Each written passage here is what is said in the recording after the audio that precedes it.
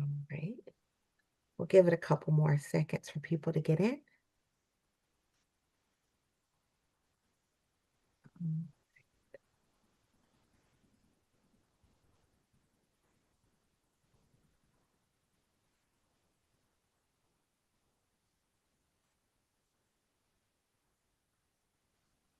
All right, thank you so much for joining us today in our webinar titled Challenges Facing Crop Producers and Building Resilient Arid Land Ag Systems in the U.S.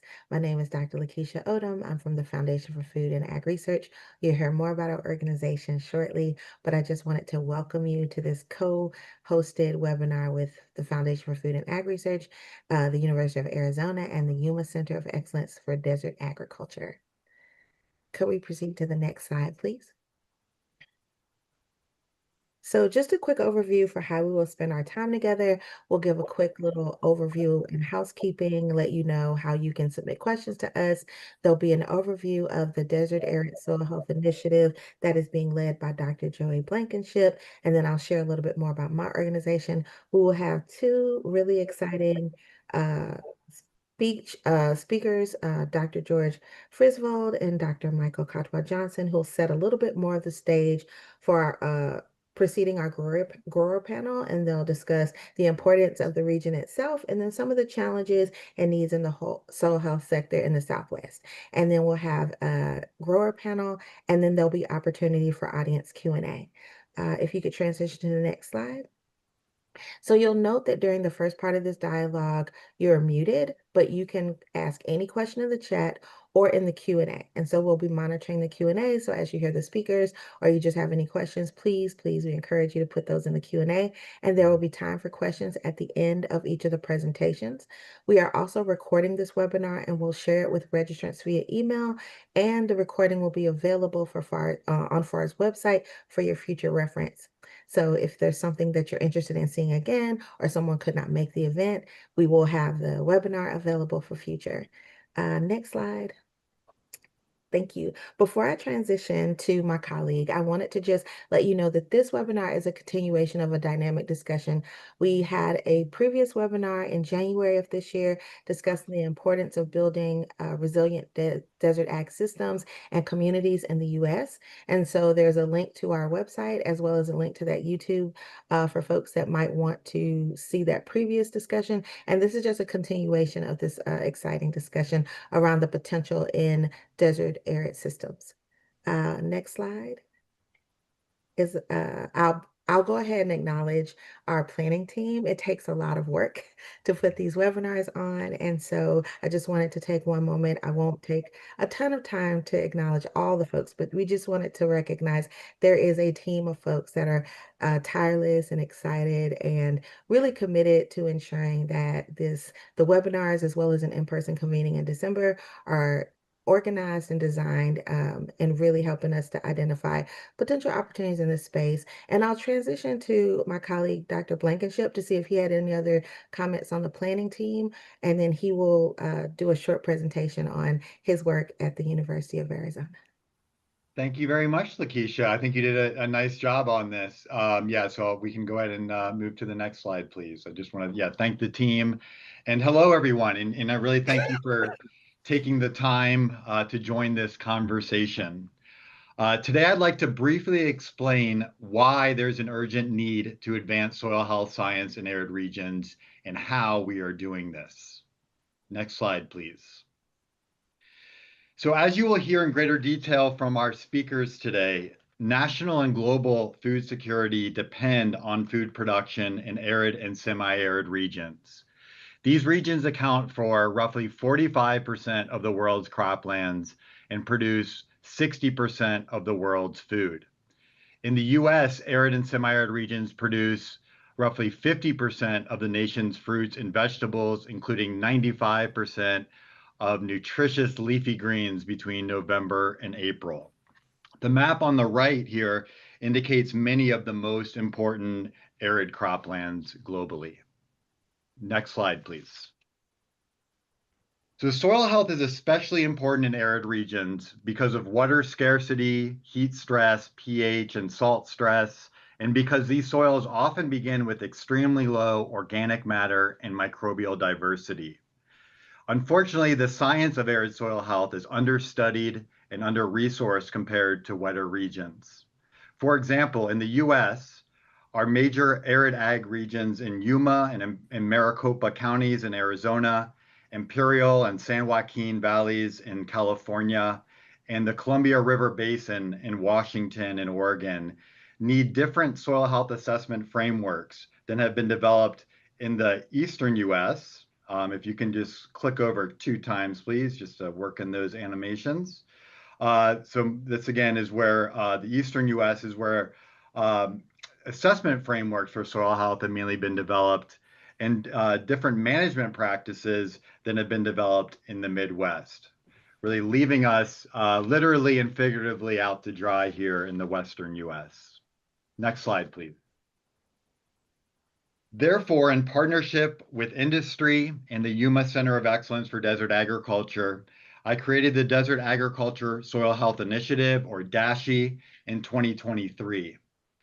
DASHI has already led to a strategic plan, a soil health monitoring program in Yuma and Imperial Valleys, a newly launched International Center for Arid Soil Health, and a soon-to-be launched FAR Arid Soil Health Research Program.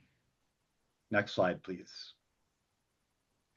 DASHI's partnership model spans the entire research and development and food supply pipeline, ranging from growers to scientists to philanthropy to governmental and tribal allies to commodity groups, seed, chemical, and equipment companies, and financial institutions. Next slide, please. Ultimately, DASHI, iCache, and the FAR Arid Research Program intend to address the major challenges that have been identified by arid land growers. You will hear about many of these challenges today from researchers and growers. I'd particularly like to highlight the needs for water-efficient soil salinity management, developing tailored soil health metrics, and finding ways to increase soil organic carbon year over year, despite ideal conditions for decomposition in a hot and wet irrigated environment. Now that you have a better understanding of the why and how of DASHI, I'd like to pass things over to Dr. Lakeisha Odom to tell you about the Foundation for Food and Agriculture Research and why they are so interested in partnering on this effort. Okay, to you, Lakeisha.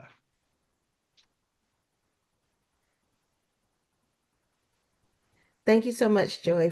So for those on the call that might be less familiar with FAR, I just wanted to spend a couple of moments sharing a little bit about the Foundation for Food and Ag Research, and then specifically why we think that working in these systems and working and partnering with DASHI is, I think, very much aligned with our research strategy. Next slide, please.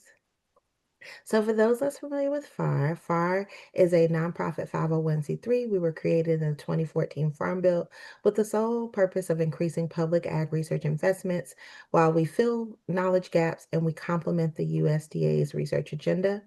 We do this through building unique public-private partnerships. We connect funders, researchers, farmers, all to provide every person access to affordable, nutritious food grown on thriving farms. We do this by working across 4 priority areas: cultivating thriving production systems, which include both crop and animal production systems, bolstering healthy food systems, which include things like food nutrition, food waste, food loss, and urban agriculture, sustaining vibrant agroecosystems, which is the priority area in which I am housed, and that looks at soil health, sustainable water management, and climate, and then strengthening workforce. Since our inception in 2014, we have awarded 450 grants and over 836 million in awarded and matched dollars with over 550 distinct partners. We're excited that DASHI is one of those partners now. And we recognize the value of the work that we do because we note that for every $20 public ag research investment generates $20 in U.S. economic benefit for every dollar spent. So we recognize the value of this matching model and this partnership model. Next slide, please.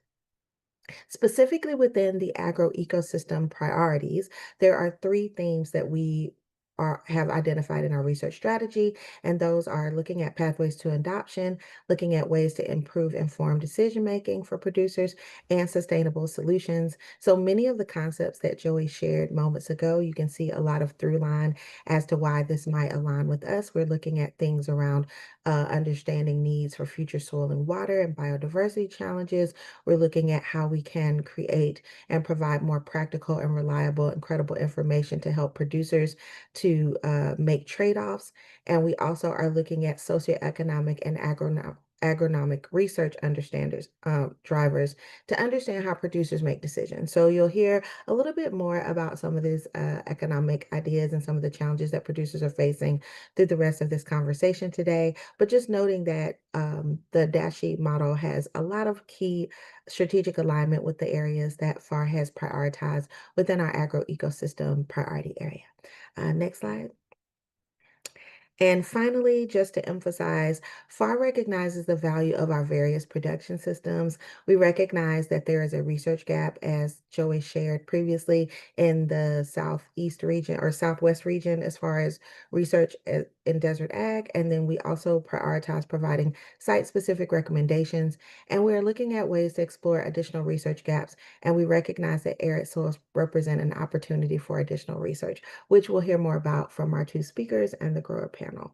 So I believe I have the pleasure of transitioning, if we go to the next slide, to our first speaker presentation, Dr. George Frisvold, who will be sharing a little bit more about the impacts of breaks in supply chains and effects on local and national communities. So I'll turn everything over to George.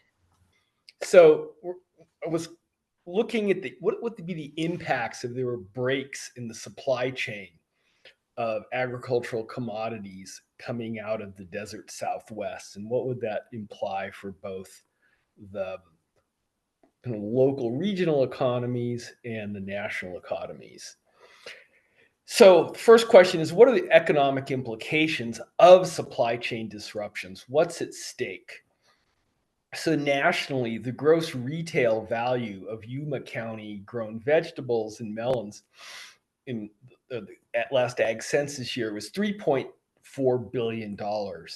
And regionally, Yuma agriculture supported another 4.4 billion in sales within the state of Arizona.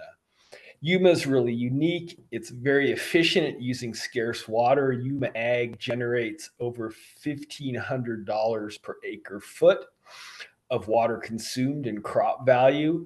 The median value for counties in the Colorado Basin is only $176 per acre foot. So that means that half the other counties in the Colorado Basin only generate $176 or less per acre foot. So the desert Southwest is virtually the only U.S. source of leafy greens in the winter. So what are two big supply disruption risks to the desert Southwest? One is water. If there were actually reductions in Colorado River water allocations going to the region. The other is labor. The region relies on labor crossing the border from Mexico to work in Arizona and Southern California farms. And we could have policy changes, for example, changes in how the Colorado River water is allocated. We could have immigration policy changes, and both could disrupt the supplies of these essential inputs. To look at the contribution of desert Southwest agriculture to kind of national vegetable and melon supplies, a great source of data on this was developed by Dari Duvall. She pulled together agricultural marketing service records from shipments out of different regions in the Southwest, and you can get her publication here at this site.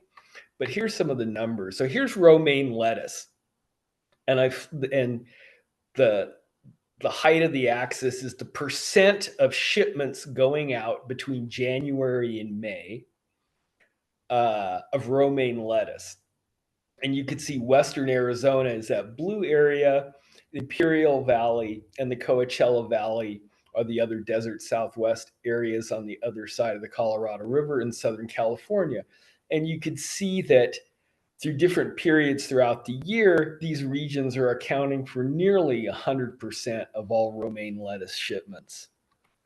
Here's processed lettuce. If you think of bag lettuce, this is going to bag lettuce in your grocery store, but it's also used a lot for food service, basically for large swaths of the year. It's coming entirely from Western Arizona.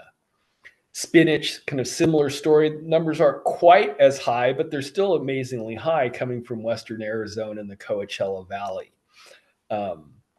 And one of the things about these graphs are interesting is that things kind of switch on and off between Southern California and Arizona and California and the rest of the country. So even though you have huge swings throughout the year, the supply is relatively stable throughout the entire year because production switches. But that vegetable production is especially important, or is the winter production of vegetables is especially important here. Here's another way of looking at it. I've pulled again from Dari's report, looking at different weeks, and you can basically see from Thanksgiving to Easter, large percentages of produce that we get throughout North America, both the United States and Canada, are coming out of Yuma.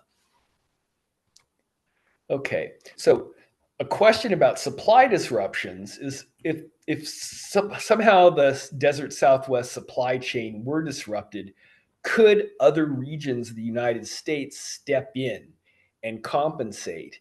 And the answer to that is not really. One is that most areas, it's just simply cold to grow things during the winter. Another problem is that even in areas in the Southeast where it's warm enough to do it, they're vulnerable to hurricanes, tropical storms, freezes. Another problem is labor supply constraints. So Southeast agriculture in the US is heavily reliant on H-2A visa workers and undocumented workers. So according to the most recent USDA National Ag Worker Survey, 46% of Florida farm workers are undocumented.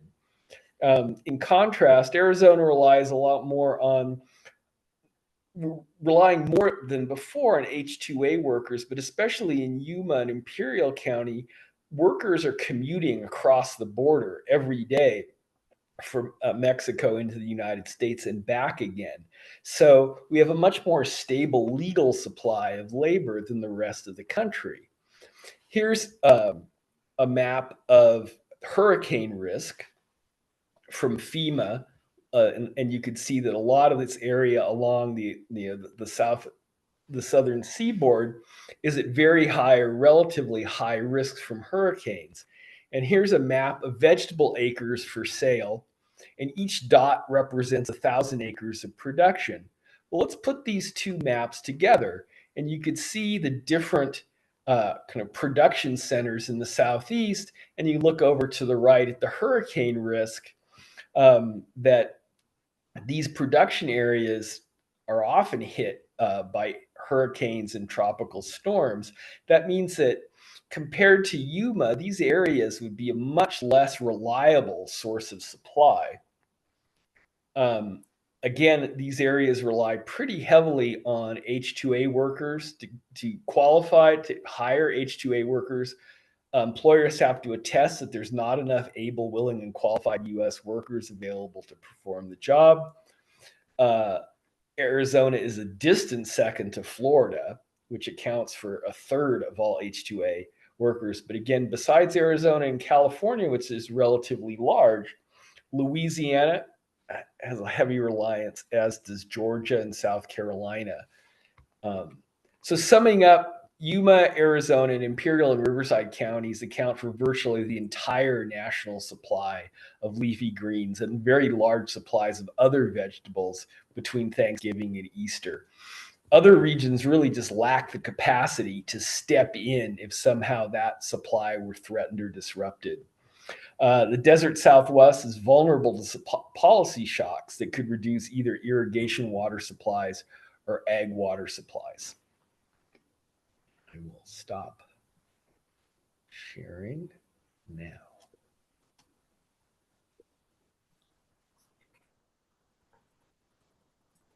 I think we have time for one question, George, in the Q&A.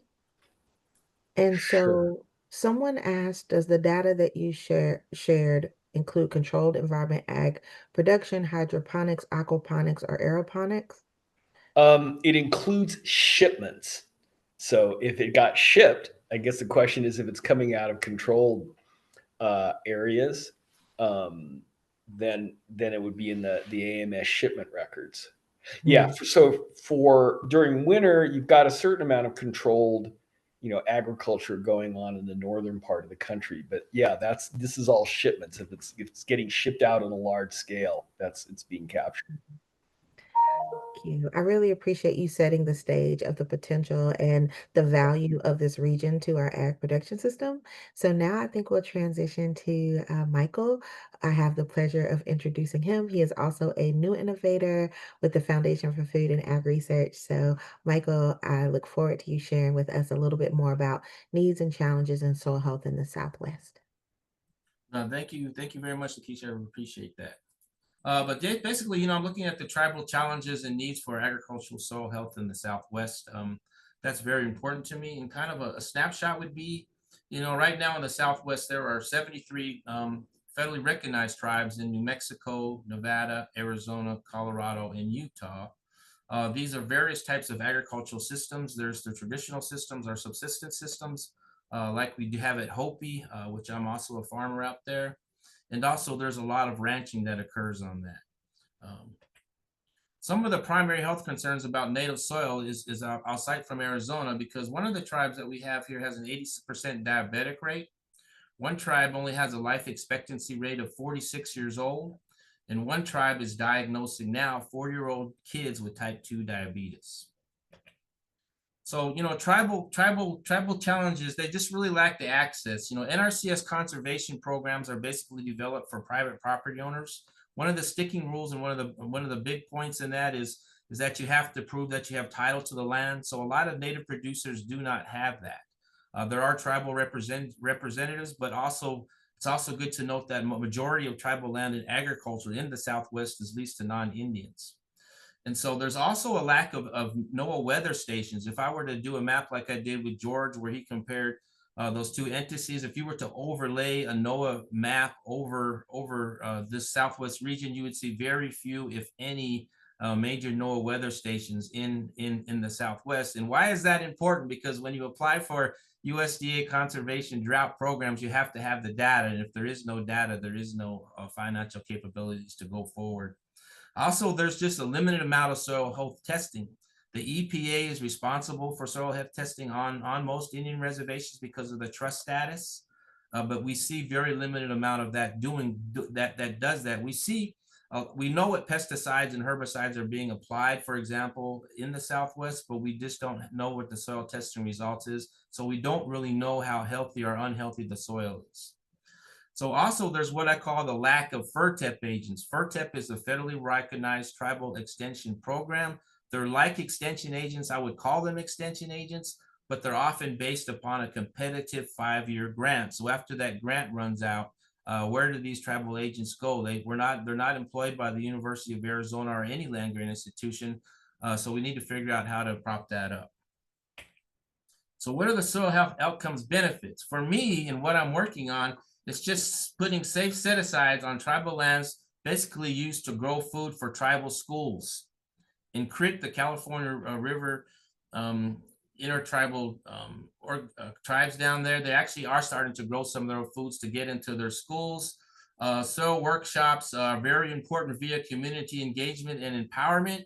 For example, on one of the reservations, these fields are so close to their houses that the people can actually go out there and do soil samples and turn those into a place where they can get those monitored, and then we can also assure the safety of the community. That's why some of these soil outcome benefits would be beneficial. There's also greater access to USDA programs. If we can show that we have good soil health, we can also participate more in the food safety requirements as far as getting the food into the schools. And also, it also enables us to enhance food and tribal sovereignty. And that's important, especially here in Arizona, where you have 56% of the agriculture producers in Arizona are Native American, and of the 12 million acres that is under cropland, American Indians are responsible for 80% of that. And so with that big of land and water rights, we should be able to also not only help with healthy soils, not only help Native communities, but also non-Native communities who live nearby. And what is the reason for all this? For me, it's just soil health leads to healthy land and healthy people. And I kind of leave it at that, because it's really a tie into that. Soils for us, as far as the Native people, is not just a commodity, just like our crops are actually living things. And that sounds kind of far-fetched, but I feel like that's necessary to say here also. So thank you very much.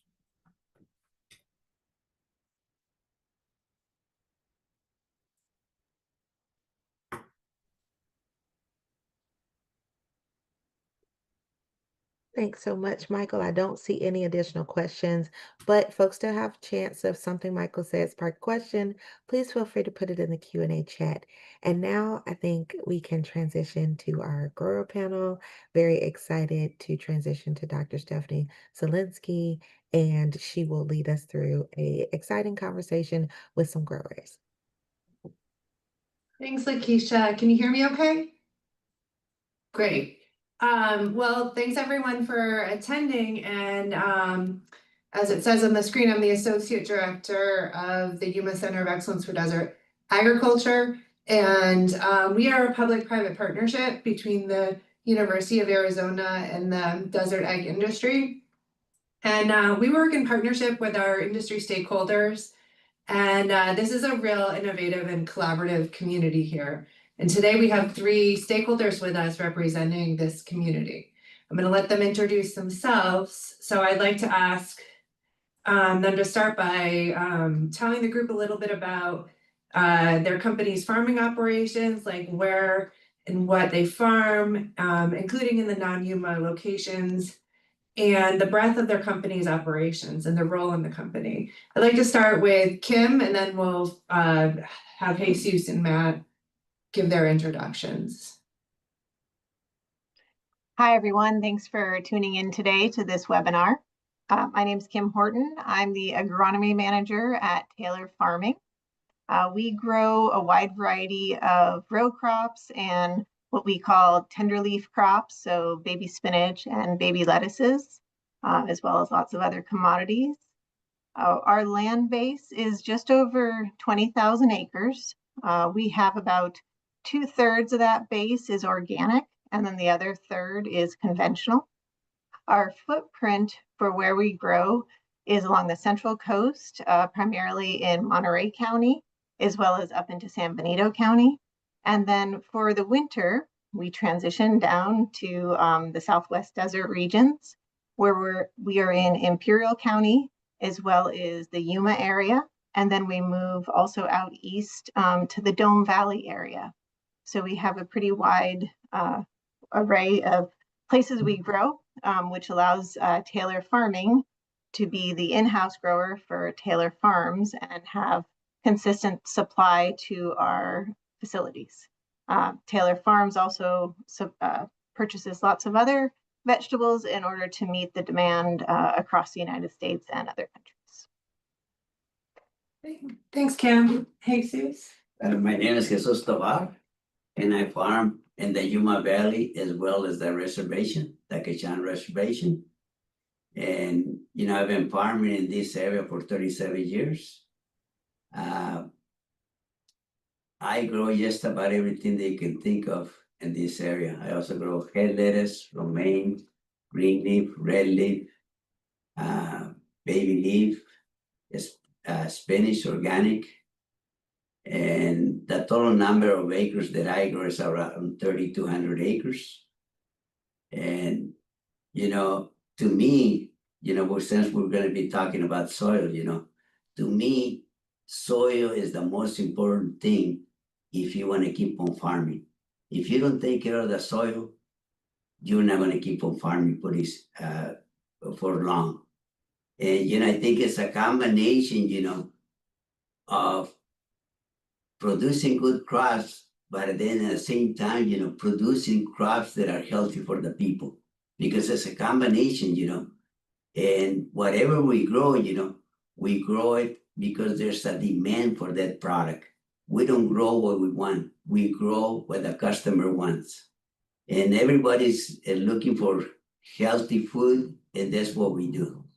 Try to grow food that is healthy as possible, and that's why we want to spend the time in research as far as the soil is concerned, so that we can keep that soil healthy, so we can continue to farm and produce good crops, and then at the same time, have the nutrients that people need to have a healthy life. Thank you. Matt? I'm Matt McGuire. I'm the Chief Agriculture Officer for JV Smith Companies. We farm here in the Yuma area, obviously.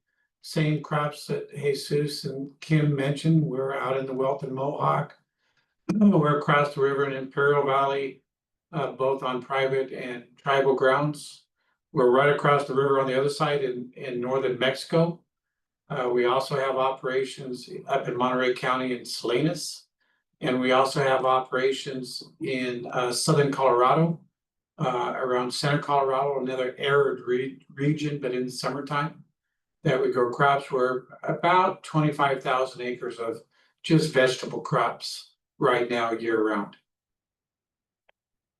Thanks, Matt. So, Matt, you and I have had some great conversations about, why grow here? Why not grow in other regions in the US and in Mexico? So, I'd like for you to talk a little bit about that. Like, people are often surprised about crops being grown in the desert. So what is why do we grow crops in the desert? Well, some of the points have been touched on. George touched on some points. Dr. Johnson touched on some points. Jesus touched on points. We want healthy crops. And in our systems in this modern day and age, it's all about consistency and quality. We've become outdoor manufacturer factories. And our customers, the US population, they want good romaine or good head lettuce or good broccoli on the shelf every day, and they wanted it fairly low pricing. So we have to be careful that we maintain our practices here, that we can keep achieving all those things. And we talked about supply disruptions. Yes, Florida grows some. Southern Georgia has tried some, but they're not consistent. They don't have the same quality. They have interruptions of rain and freezes, and it that impacts both volumes and quality. That affects what the consumer can get. If you don't give the consumer good quality, then they don't come back for another bite. I tell the story. I went out a couple months ago to Laguna Beach, and I got a wedge salad, and it was right when there was way oversupply in the system, and people were harvesting lettuce on the old side, and that lettuce was as hard as this table. I needed a steak knife to cut it. Well, I understand the system, but if that's a normal consumer, they're not coming back for another wedge salad anytime soon. They just got duped into buying something that it was just horrible. So that's why the quality and consistency of volumes become so important. And we can achieve that in the desert, and we can achieve that in other arid regions. Lettuce, broccoli, cauliflower, carrots, they don't like these wet spots. They don't like it warm and humid. There's a supply disruption right now going on for the last month and a half in Salinas. Pin rot galore in Salinas because it's been warm and humid. Lettuce is not holding up very well with diseases and quality. Everybody's anxious to get the desert started because we have those things. We have a lack of rainfall usually towards the harvest season. We have plenty of sunshine. We have good soils that will grow these crops. And that's indicative of a lot of arid regions. We have the exact same thing happening in southern Colorado. Even though it's a summer production, it's arid. It's a very arid valley. It gets very little rainfall during the during the growing season. It sits at 7,500 feet, so it's not humid. And it grows very good quality lettuce. It does have a few supply interruptions where you can get a thunderstorm through with the hail in it and take out the crop. So we grow a limited amount there to supplement the Salinas area. So that's why these arid desert regions are important, because we can deliver, we can be that outside manufacturer of this product to the consumer so they can eat healthy products. We have to keep the costs as low as you can on, so we have to keep increasing production of lowering costs. And we've figured out, we like to say here in the desert, if you looked at Dr. Fiswald's slides, we produce the most crop per drop of water. But we do have challenges in water. Obviously, everybody's read about Lake Mead and Lake Powell going dry, and it's at low points, which is today is true. By the time we get to February, it may not be true, or it may be way worse. We don't know. Weather forecasters do their job. They try to forecast the weather the best they can, but they're not always correct. So us in the desert, as Jesus has talked about, we're trying to figure out how to grow even better crop with the amount of water we got or less water over time. How to improve that soil over the last 30 years. I think the statistic is we've had something like a 50 or 60% increase in crop production per acre. We get that much more crop per acre of ground here in the desert now than we did just 30 years ago. So a big increase. Well, that's a lot taking out of the soil. Those soils are not going to take that kind of withdrawal, so to speak. It's like a bank, and stay healthy and be able to keep producing the quality and consistency that we are currently producing. And we have to get better, because we've seen, particularly here the last 4 years, with economic times and different things happening on a macro scale, that there's less consumptions of vegetables right now. And part of that is we've had to raise prices with inflation and those kind of things. And as we raise pricing, the consumption of vegetables has gone down. And when people are feeling tight in the pocketbook, unfortunately, a lot of our crops are some of the first ones that they give up. They're buying the cheapest calories per price. So they're buying a lot of potatoes, they're buying a lot of rice. They're not buying a good romaine salad or having broccoli on the side, or cauliflower and carrots, or baby spinach, which is a wonderful crop. They're just not eating as much of those things. So those are the things we're focused on. That's why it's so important for us to keep healthy soils, and how to get to the next level, and how to continue farming the way we're farming in the next 5 years, 10 years, 15 years. And with the challenges we have, particularly with water along the Colorado River, can we improve our soils to the point that we can use less water so we can continue down this path? Thanks, that. Would Kim or Jesus, would you like to add on to that? Just talking about this area, we are very fortunate to be farmers in this area. And one thing that has made us very fortunate, is that up to this point, we have had the water to produce our crops. And that's the main thing, water. If there's no water, there's nothing. But, and Matt mentioned it, this area, is always changing. We're always looking for different things to how to improve. If you just go back, like Matt said, 40 years ago, we were producing 500 cards per acre of lettuce. Right now, if we harvest those acres, it's over 1,000 cards per acre. So we have doubled the number of cards that we are harvesting, with less water than 40 years ago. So look at the improvement that we have made, and the improvement has been done, because of everything that we do in general. We're always doing experiments with different varieties they will do better. The fertilizers, crop rotation if we can, you know. So we're always changing. We are never stable. And that's survival. And you know, this area, you know, is one of the best areas, you know, in the world because we have the water. But at the same time, you know, it's because every grower in this area is always trying to improve. And I don't think you can find another area, you know, in which, you know, Matt is a grower here, I'm a grower, and you know, we share the information. Anything that I'm doing, if he thinks that's working for me, you know, he can ask me and I will tell him exactly what I'm doing. And he will do the same thing. And you know, that's something that you don't find any other place in the industry, in which, you know, we work together. We are competing with each other, you know, because it's part of the business. But at the same time, you know, if he needs something, you know, and if I know how to help him, I will help him, and he does the same thing to with me. And you know, like I say, you know, this area is the best place in the world.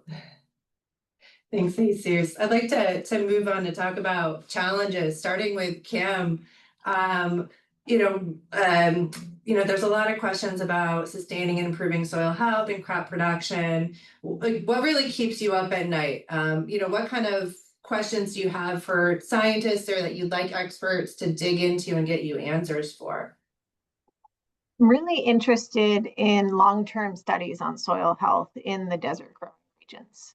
I feel like, as was already stated, there's some really good studies that have been done in the East and Midwest, but I'm really interested in the specific conditions that we're dealing with. The majority of our growing time is during a cool season. So especially in organics, how do different fertilizers release, mineralize during that season when you're dealing with the low organic matter percentages and the high pHs that we see down there? Also just looking at, our irrigation water, its influences on the crops. Those are two of the areas that I really think about a lot. And I know there's some great research out of the San Joaquin Valley that's very arid as well, but it's still upwards of triple the amount of rainfall that the desert would normally receive. So that's my main thought process, is more about long-term soil health, what we can do. As Jesus said, we know crop rotation helps. We know cover cropping will help. There's a lot of things we know we can do, but what's the optimum way to do it, and what kind of return are we going to get in what amount of time? And Kim, I didn't give you an opportunity to comment on the last question. Did you want to add anything to that? No, I think they covered it really well.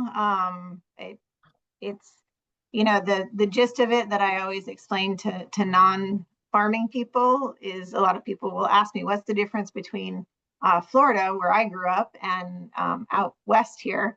And the gist of it is, we control the water. The rainfall isn't normally something that we have to deal with in the desert Southwest. This year's start of season has been a little bit different, but I've lived through hurricanes and even just summer rainfall. When a thunderstorm rolls in every afternoon and you're trying to grow organic leafy crops and your fungicides that you can use are very limited, it's really difficult. So that's one of the main differences, is we can control it in our fields. Thanks, Kim. Matt, what keeps you up at night that we scientists can help you solve? You guys haven't figured out weather control yet, so I mean, but I hope just the 1st of September there. There's a lot of things that there's a lot of moving parts in an ag system. So yes, long-term water is probably the top one that comes up. Right after that is, man, we are just pulling a lot of crops off these grounds, off these soils, and how can we keep doing that for the future? You know, what rotation options do we got? What cover crop options do we have? What additive solutions might be out there that are effective and cost effective? Remember, Jesus touched on, we're in a very competitive environment. Our shipper partners, you know, they're dealing with, you know, the big grocery stores, they're dealing with the big food service industry, and they're doing everything they can to hold pricing down to their end customers, who can hold pricing down to the end consumer. And so they're always right on top of us over it. So there are solutions out there, some solutions that might be effective, but they're very, very costly. And they do not fit into the financial aspects of how the vegetable world is operated right now. Long term, maybe as water gets tighter and salts maybe build up, some of those type of things. But so those are probably the top two things. Labor doesn't really keep me too, I know there's a lot of talk on labor. I think that's more of a short-term problem, in that AI is coming along. We have better auto thinners that's taken the place of some of the labor on the farm. We're getting AI different weeding systems that are now starting to take the place of labor on the farms. There are a number of really smart engineers working on harvesting methods that will get rid of some of the labor on the harvesting side out in the field. So, and as labor becomes more expensive, more resources will be put towards those solutions to cut our labor back. So that one it's a short-term problem in my mind, and they're already working on long-term solutions on labor. So, but those are probably the top three that keep me up. You know, it's the water, short-term and long-term, and it's the soil health. Jesus? Well, you know, there's a lot of things in farming that we cannot control. And those, you know, is part of nature, you know, but I myself, I want to keep on farming, you know, I have to have healthy soils. And, you know, you might not say that it keeps me awake at night, you know, but the thing is, you know, that if you want to look into the future, you know, we have to be able to manage our soils the best way possible.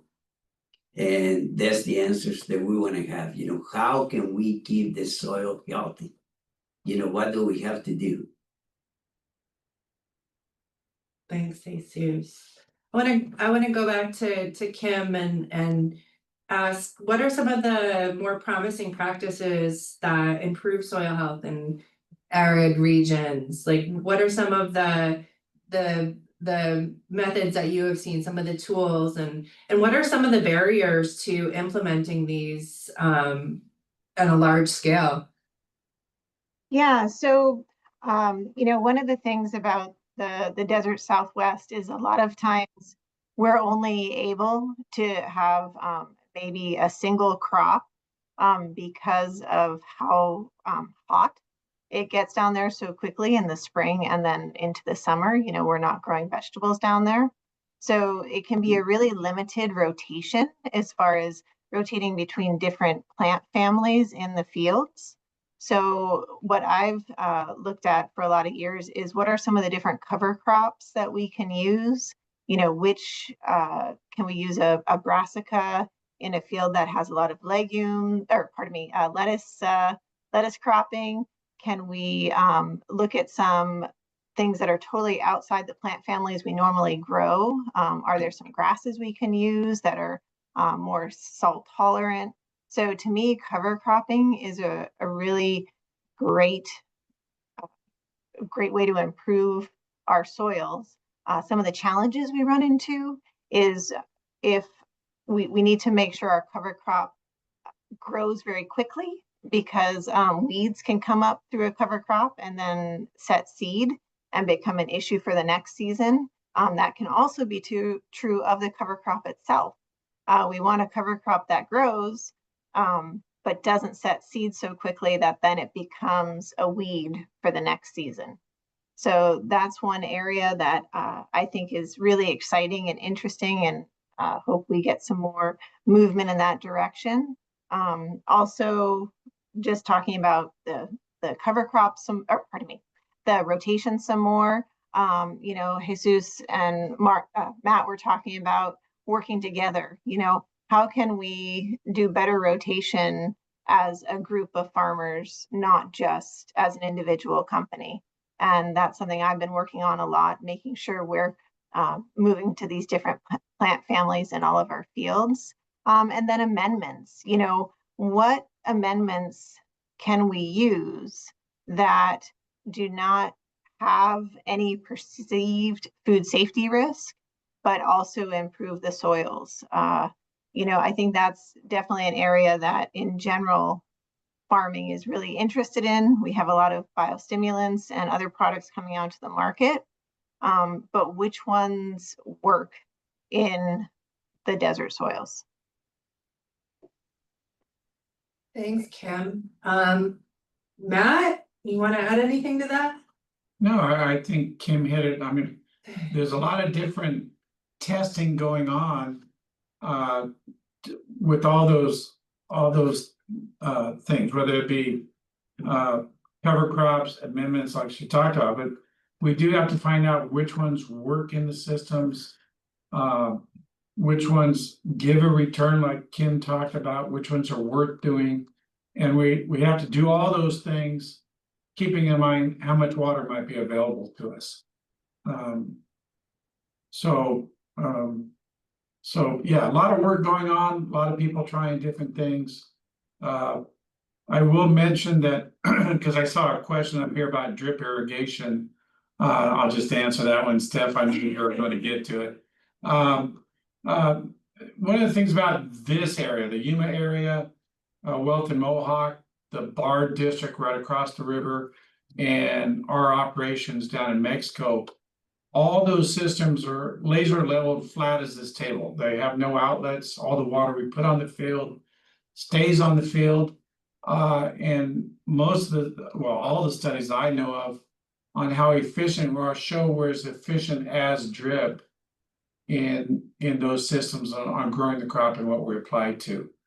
That one of the issues we do have, because there's another question on salinity in groundwater, we're not using groundwater wells in this area. We do in Mexico, but not in this area. And the Colorado River brings us salt. So most of the studies show that we have to add, whatever the crop consumption usage, we have to add another 25 to 30% to wash the salts that we're importing back out of the ground. So we can grow the crop. You know, a lettuce crop uses 18 inches, 19 inches of water.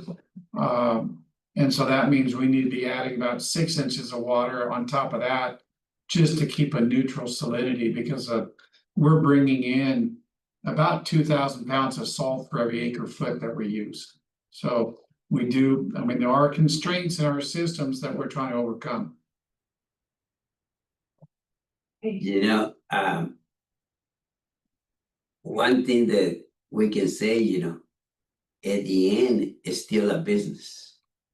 And it's not that, you know, you can start doing this and that, you know, if it's not feasible, because we have to survive.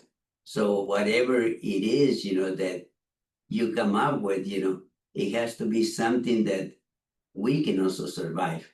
It's not that, you know, you can just grow one crop a year and you're going to keep yourself a lot healthier. Well, it's not feasible, you know. For example, on organic ground, you know, in order for me to come up okay, you know, I have to double crop every single acre of my organic ground.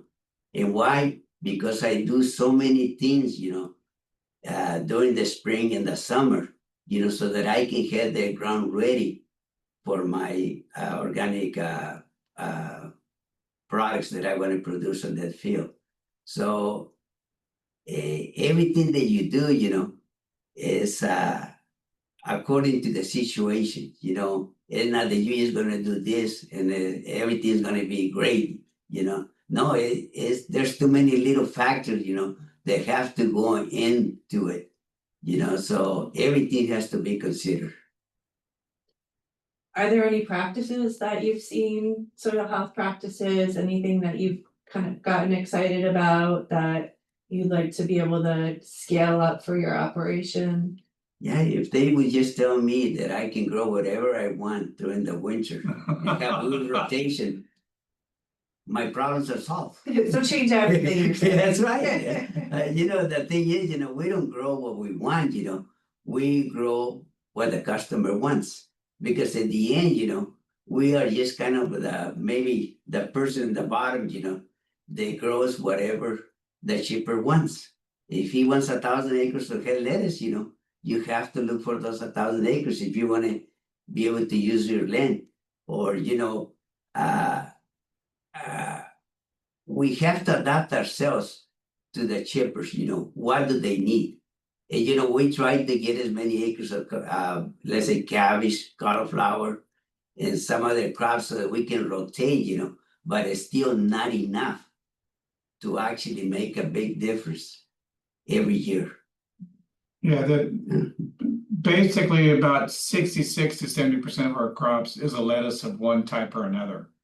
And so there's only the balance 30% that is we can put rotations on. Kim talked about a number of crops that might be great for us, whether it be mustards or radishes, deep, long radishes to improve soil. But those are all cool weather crops, so they would have to be grown during our what I call our cash crop season. We'd have to give up one of our vegetable crops for a season, and with rents surpassing $900 an acre just for leases, it's not possible to give up a winter vegetable crop to rotate with some of these other crops that actually might make a pretty good difference for us. We don't know the answer to that, but it's just not feasible. Kim, are there some other barriers that you can think of for like why it's difficult to implement some of these soil health practices that you're interested in? Even with the people, the shippers and, how economics of it. Yeah, I think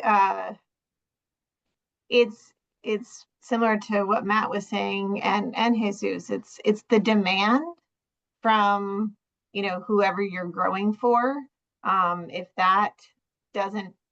it doesn't have a wide array of different things that they're looking for, then it pigeonholes you into a certain area. I also think some of the amendments that have been talked about over the years, there's some perceived food safety risks there that we need to work on further as researchers to determine whether or not it really is a risk or is it not. Just having good data to support what amendments we should and shouldn't use in the various cropping systems. I think water is always an issue too. Once you start penciling all this out, the cost of cover crop seed, the cost of water, the amount of time that it's going to take to do all of that, can it pencil with your operation? So those are just the standard risks that we're all looking at as farmers. Thanks, Kim. I think we've answered the questions in the Q&A. Maybe there's a question from our group. Joey, you have any questions for us? Lakeisha, anything you'd like to ask our panel? Well, thanks for the opportunity. I'll try not to hit you guys too hard, but I wonder, we've talked about salinity. How do you all think about, another component of sort of soil chemical health is pH. And I know have you seen increases in pH over time, or is it sort of leveled out? I know I've done some measurements, at, I guess, both, Jesus's and Matt's farms, and, sometimes you have pHs up around 9 and 9.5. Are you worried about pH? And have you seen any trends over time? And because we know that just like with salinity, there can be these sort of maximum levels of pH, and then how do you manage that? I think, Joey, pH comes with salt increases usually. And I think, I'll go back to Dr. Charlie Sanchez's work, who basically show as we're growing lettuce and wheat, which is our secondary crop, we're basically building salt levels in the soil, which also increases pH. And then as we do our summer leaching flooding, then we're knocking all those back down to river water levels where it's stable. So we kind of go up and then we kind of knock it down. We kind of go up and we knock it down.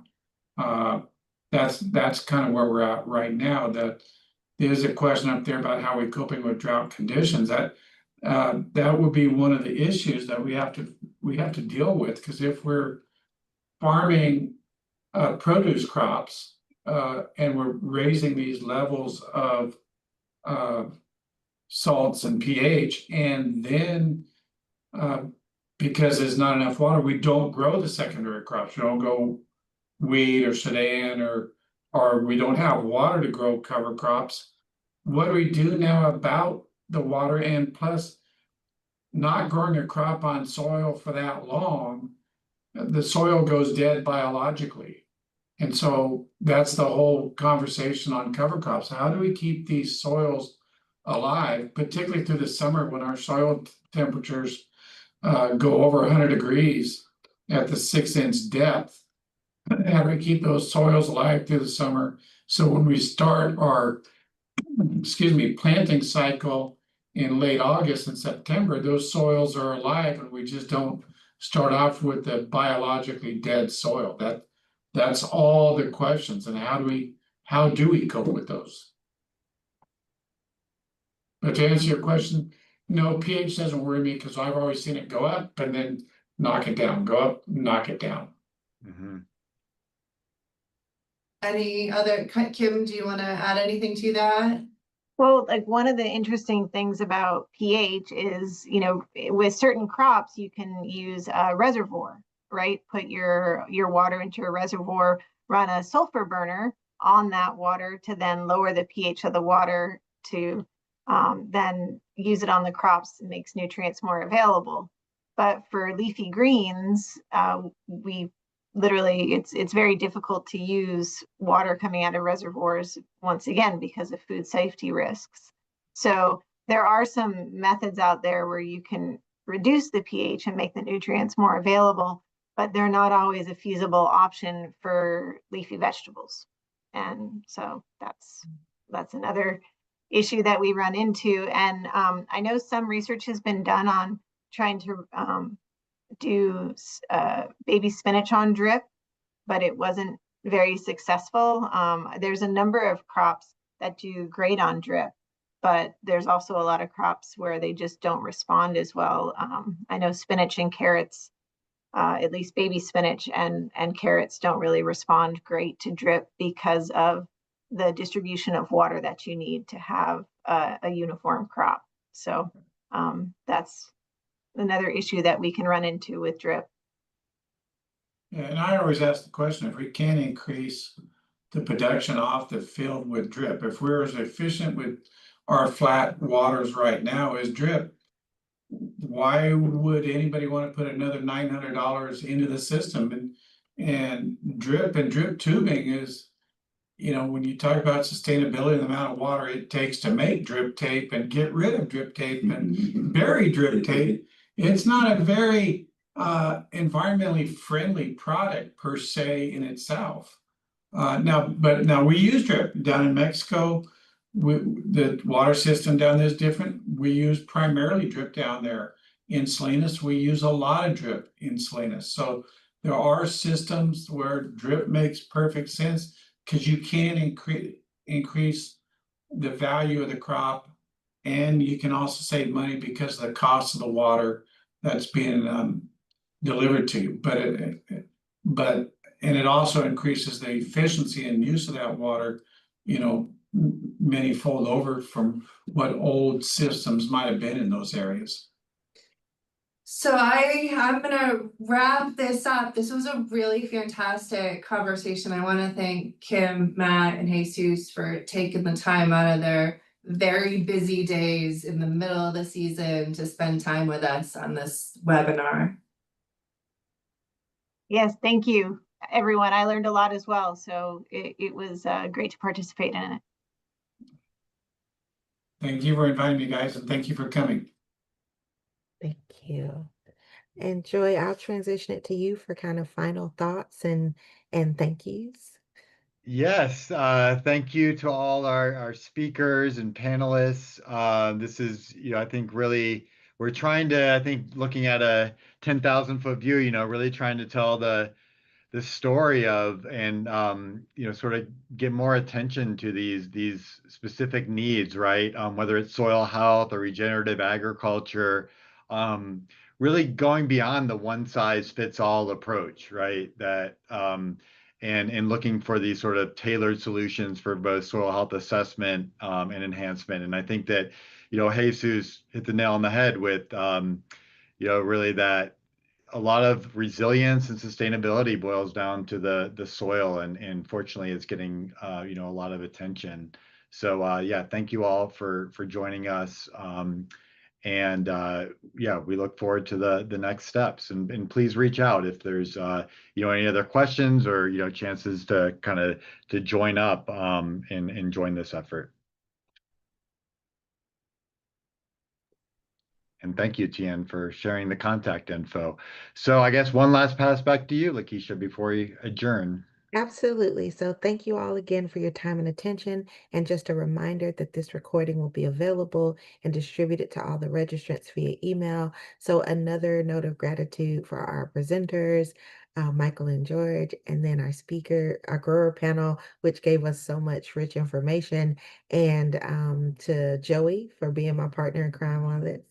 And to Stephanie for being such a great facilitator. So thank you to everyone. And that's about it. So we'll return you back 2 more minutes to your day, and we will send additional information following up after this webinar. Thank you.